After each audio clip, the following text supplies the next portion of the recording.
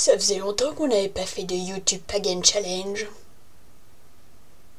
Ouais, on va y remédier alors.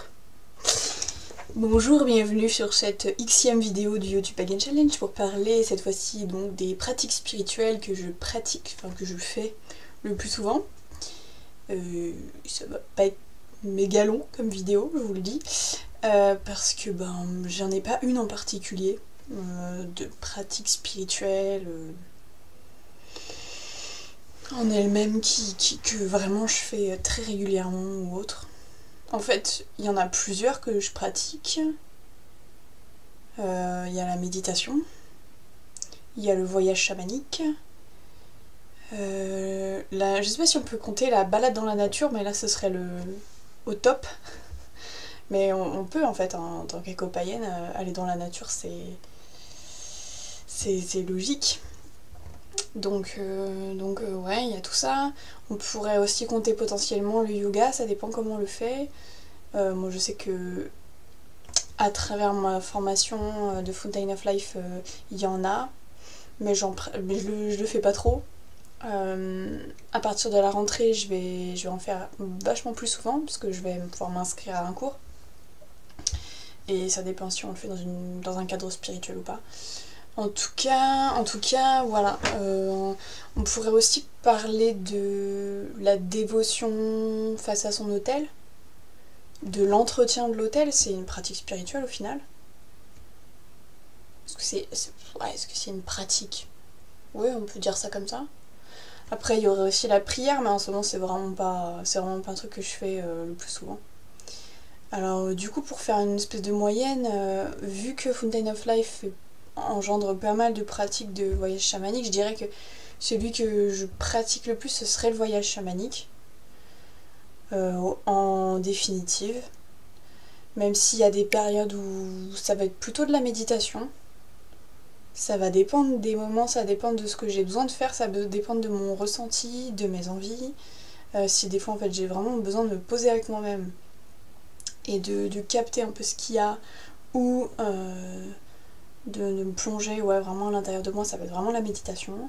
Si j'ai envie d'explorer des choses, ça va être le voyage chamanique, de bosser un peu quoi.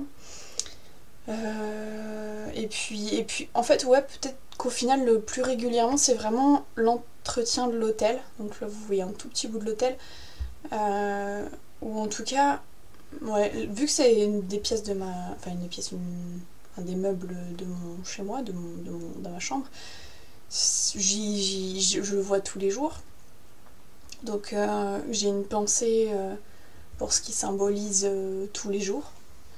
Donc c'est vrai que peut-être la dévotion à l'hôtel, ça va être par exemple, ouais, même hier, je crois que ouais, c'était hier, j'ai juste allumé une bougie, je me suis dit que c'était important qu'il y ait une bougie d'allumée tout simplement, enfin que ça a fait vivre l'hôtel tout simplement.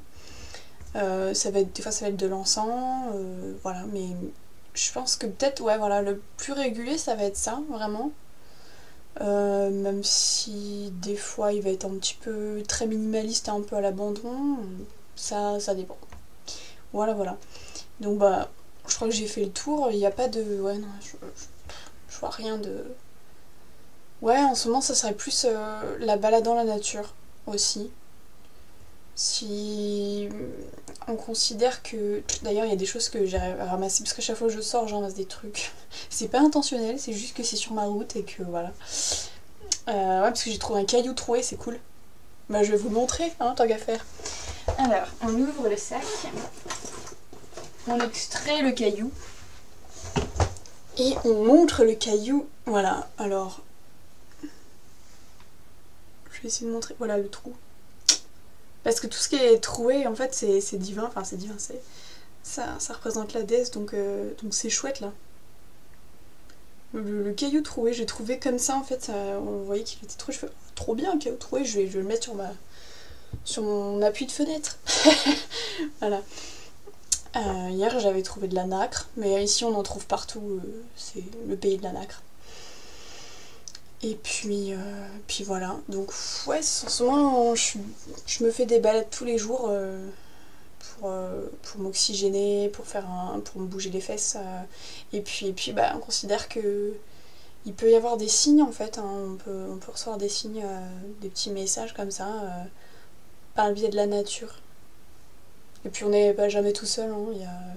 Il y a des papillons, il y a des chats, enfin voilà, il y a toujours des bestioles quoi, donc on est vraiment au milieu du tout. Donc voilà pour mes pratiques spirituelles régulières, voilà, que je fais. Alors voilà, je sais même pas si on pourrait, je sais pas si on pourrait compter ça comme spirituel de faire de la magie, de faire des rituels. En partie oui c'est sûr, mais quand c'est dans un but vraiment super précis, c'est plus un hobby que vraiment pour moi un truc spirituel. Ouais. Donc, puis de toute façon, c'est vraiment pas une habitude dans CF, la vidéo d'avant ou celle encore avant, je sais plus. Mais ouais, non, c'est pas du tout régulier chez moi. Voilà, donc voilà, on a fait le tour. Et ben, donc prochaine vidéo bientôt. Et puis, bah, d'ici là, portez-vous bien.